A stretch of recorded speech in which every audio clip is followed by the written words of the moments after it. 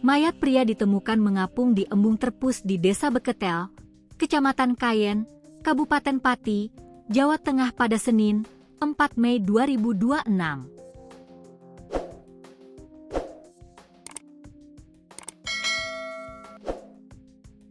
Penemuan mayat tersebut saat ini tengah diselidiki pihak kepolisian, salah satunya melalui olah tempat kejadian perkara, TKP.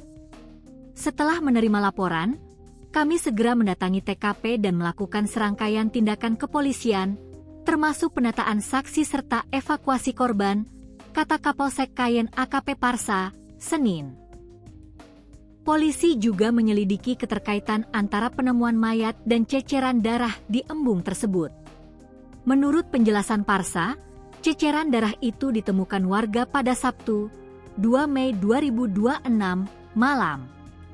Kami sedang mendalami kemungkinan adanya keterkaitan antara penemuan mayat dengan ceceran darah yang sebelumnya ditemukan di sekitar lokasi, jelasnya. Polisi pun kini tengah melakukan autopsi terhadap jenazah laki-laki tersebut, guna mengetahui penyebab pasti kematian. Kami masih menunggu hasil autopsi oleh tim Dokes Polda Jateng untuk memastikan penyebab kematian, ujar Parsa.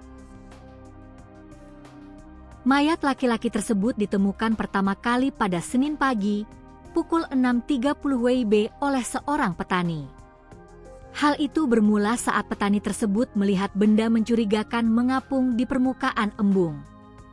Karena penasaran, yang bersangkutan mendekat dan mendapati tubuh manusia. Temuan itu kemudian dilaporkan ke perangkat desa setempat, selanjutnya dilaporkan ke Polsek Kayen. Korban kemudian dievakuasi ke RSUD Suewondo untuk pemeriksaan medis lebih lanjut. Kami mengimbau masyarakat untuk tidak menyebarkan informasi yang belum tentu kebenarannya. Serahkan sepenuhnya proses ini kepada pihak kepolisian, tegas Parsa.